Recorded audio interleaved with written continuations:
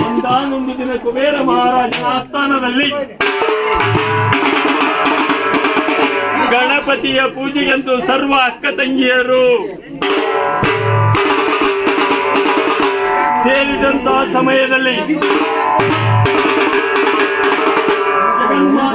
ಪಾರ್ವತಾದೇವಿಯು ನೊಸಲಿಗೆ ಬರೀ ಭಸ್ಮವನ್ನು ಧರಿಸಿ ನೊಸಲಿಗೆ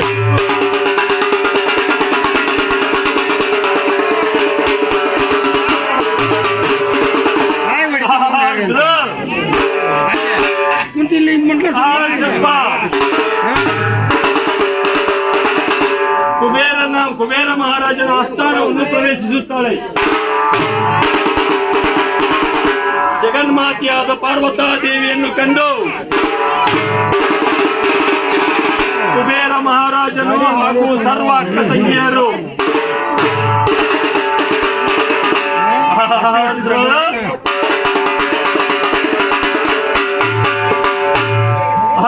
ಶಪ್ಪ, ಹೇ ಅಕ್ಕ ತಂಗಿಯರೇ, ಅಣ್ಣ ತಮ್ಮಂದಿರೇ, ಕೊಕ್ಕನಕುರಟ್ಟಿ ಗ್ರಾಮದ ಅಕ್ಕ ತಂಗಿಯರೇ, ಅಣ್ಣ ತಮ್ಮಂದಿರೇ, ಗದ್ದಲವನ್ನು ಮಾಡಿದರೆ ನಾವು ಗಂಟಲು ಹೋಗುವ ಹಾಗೆ ಕಿರಿಚಿಕೊಂಡರು ನಾವು ಹೇಳಿದ ಮೊದಲು ನುಡಿಯವಾಗಿ ನಿಮಗೆ ಕನ್ನಡಕ್ಕೆ ಬೀಳುವುದಿಲ್ಲ. ಗದ್ದಲವನ್ನು ಮಾಡಿದರೆ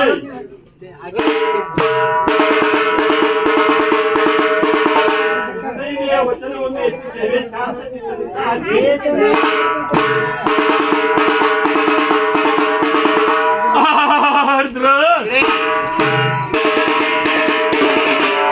ಸರ್ವ ಅಕ್ಕ ತಂಗಿಯರಿಂದ ಕುಬೇರ ಮಹಾರಾಜನಿಂದ ಅವಮಾನಿತರಾಗಿ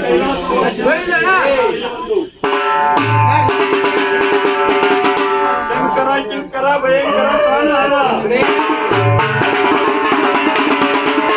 ಕುಬೇರ ಮಹಾರಾಜನ ಆಸ್ಥಾನಕ್ಕೆ ಹೋದರೆ ಕುಬೇರನ ಅಕ್ಕ ತಂಗಿಯರು ಅವಮಾನ ಮಾಡಿ ಕಳಿಸಿರುವರು. ಆಭರಣವನ್ನು ಧರಿಸದೆ ಬರೀ ಮೊದಲಿಗೆ ಭಸ್ಮವನ್ನು ಧರಿಸಿ ಬಂದಿರಬೇಕೆಂದು ನನಗೂ ಆಭರಣವನ್ನು ದಯಪಾಲಿಸಬೇಕೆಂದು ನೋಡಿ. ಜಗದ್ರಕ್ಷಕನಾದ ನಮ್ಮ ಪರಶಿವನು ಈ ಆಳ ಪಾರ್ವತಾ ದೇವಿಯ ಮಾತನ್ನೇ ಕೇಳಿ ಈ ಪಾರ್ವತಿಯು ಕೈಲಾಸವನ್ನು ಬಿಟ್ಟು ಈ ಮೂಲಕ್ಕೆ ಬಂದರೆ ಹಣದ ವ್ಯಾಮೋಹವು ತುಂಬಿಕೊಂಡಿರುವುದು. ಸಡಗರದಲ್ಲಿ ಹಾಕಿಕೊಂಡಂತ ಆಭರಣಗಳು ಈಕೆಯ ಮನವನ್ನು ಗೆದ್ದಿರುವುದನ್ನು ತಿಳಿದುಕೊಂಡು ಆ ಆಭರಣದ ಮಹಿಮೆ ಈ ಮೂರ್ತಿಯ ಮಹಿಮೆಯನ್ನು ತೋರಿಸಲೇಬೇಕೆಂದುಕೊಂಡು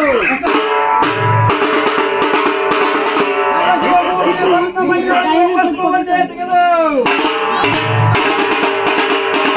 ಈ ಮೂರ್ತಿಯ ಗಟ್ಟಿಯನ್ನಾಗಿ ಮಾಡಿ ನೋಡು ಪಾರ್ವತಾದೇವಿ,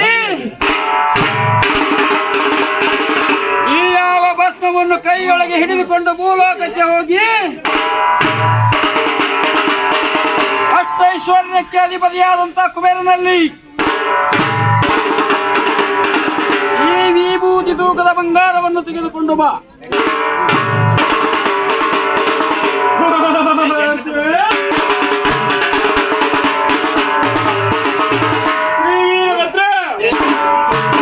ಇತ್ತಲಾಗಿ ಪರಶವನ ಅಪ್ಪಣೆಯನ್ನು ಪಡೆದ ಪಾರ್ವತಾದೇವಿಯು ನೇರವಾಗಿ ತನ್ನ ಅಣ್ಣನಾದ ಕುಬೇರನ ಸ್ಥಳಕ್ಕೆ ಬಂದು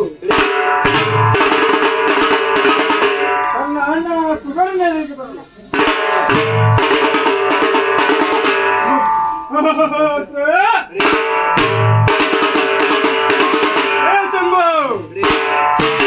ಯುಕ್ತಳಾಗಿ ಪಾರ್ವತಾದೇವಿ ತನ್ನಣ್ಣನ ಎದುರಿಗೆ ಬಂದು ನಿಂತು ನೋಡು,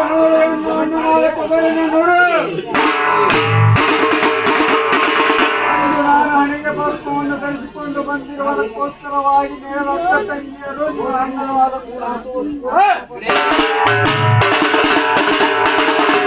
ನನ್ನನ್ನು ಕಂಡು ಕಹಿ ಗಹಿಸಿ ನೆಕ್ಕಿರುವೆ. ಅದಕ್ಕೋಸ್ಕರವಾಗಿ ನೀವು ಒಂದು ಬರುವುದು ಬೇಡ. ಅದೇನೆಂದರೆ ನನ್ನನ್ನು ಕಂಡು ಕೈಗೈಸಿ ನಕ್ಕಿರುವುದಕ್ಕೋಸ್ಕರವಾಗಿ ಈ ಭಸ್ಮದ ತೂಕದಷ್ಟು ಬಂಗಾರ ಕೊಡೋಣ ಅಂದ್ಬಿಟ್ಟು ಕುಬೇರ ಮಹಾರಾಜನು ಹೇಳುತ್ತಾನೆ, ಈ ಭಸ್ಮ ತೂಕದಷ್ಟು ಬಂಗಾರವನ್ನು ತೆಗೆದುಕೊಂಡು ಅದಾವ ಆಭರಣಗಳನ್ನು ಮಾಡಿಸಿಕೊಳ್ಳಬಲ್ಲೆ. ನಮ್ಮ ಆಸ್ಥಾನದಲ್ಲಿ ರಾಶಿ ರಾಶಿ ಬಂಗಾರವಿರಬಹುದು. ಬೇಕಾದಷ್ಟನ್ನು ತೆಗೆದುಕೊಂಡು ಆಭರಣಗಳನ್ನು ಮಾಡಿಸಿಕೊಳ್ಳಲು ಮಾಡಿದ ಕ್ಷಣವೇ ಎತ್ತವಾಗಿ ಪಾರ್ವತಾದೇವಿ ಹೇಳುತ್ತಾಳೆ,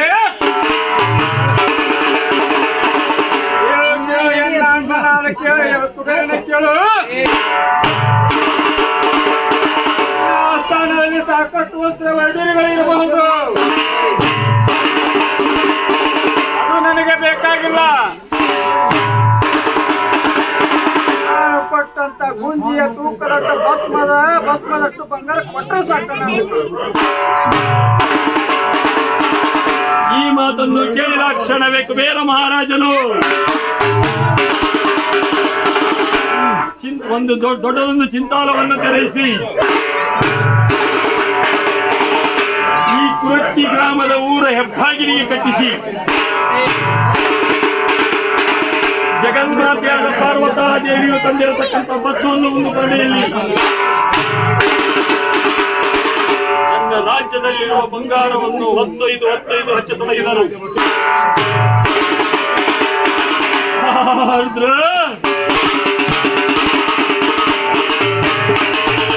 ಕುಬೇರ ಮಹಾರಾಜನ ಆಸ್ಥಾನದಲ್ಲಿರುವ ಬಂಗಾರವೆಲ್ಲ ತೀರಿ ಹೋಯಿತು. ಭಸ್ಮದ ಪಡೆಯು ನೆಲ ಬಿಟ್ಟು ಏಳಲಿಲ್ಲ, ಬಿಟ್ಟು ಮಿಸಗಲಿಲ್ಲ.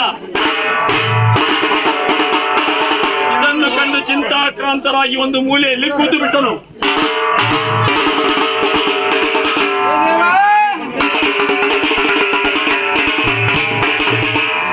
ಕುಬೇರ ಮಹಾರಾಜನ ಅವಸಾನವನ್ನೇ ಕಂಡಂತ ಸತಿಯಾದ ಸತಿದೇವಿಯು ಏನು ಪತಿಯಾದ ಮಹಾರಾಜ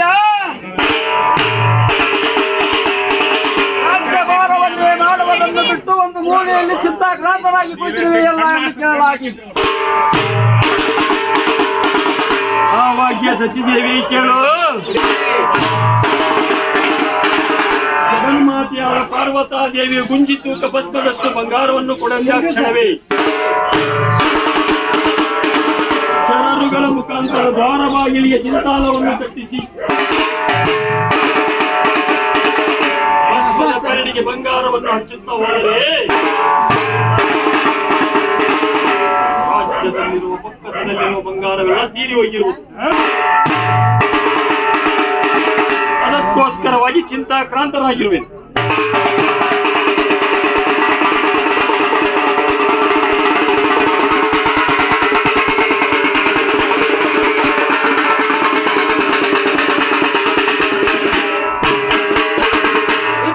ಸಚಿದೇವಿ ಹೇಳುತ್ತಾಳೆ, ಮಹಾರಾಜರ ಕುಬೇರ ಮಹಾರಾಜರೇ, ನೀವು ನನ್ನನ್ನು ಲಗ್ನವಾಗಿ ಕರೆತರುವ ಸಂದರ್ಭದಲ್ಲಿ ನನಗೆ ಮುತ್ತೈದ ಬಾಕಿಯೊಂದು 5 ಮುತ್ತುಗಳನ್ನು ನನ್ನ ಶರೀರ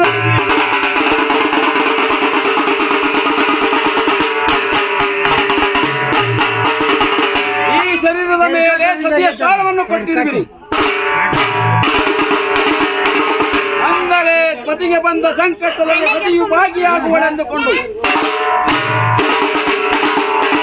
ನನ್ನಲ್ಲಿರುವ ಒಡವೆಗಳು ಹಾಗೇ ಇರುವವು, ಅದನ್ನು ತಕ್ಕಡಿಗೆ ಹಚ್ಚಿಬಿಡೋಣ ಎಂದು ಹೇಳಲಾಗಿ ಸಚಿದೇವಿಯ ಈ ಮಾತನ್ನು ಕೇಳಿದ ಕ್ಷಣವೇ ಕುಬೇರ ಮಹಾರಾಜನು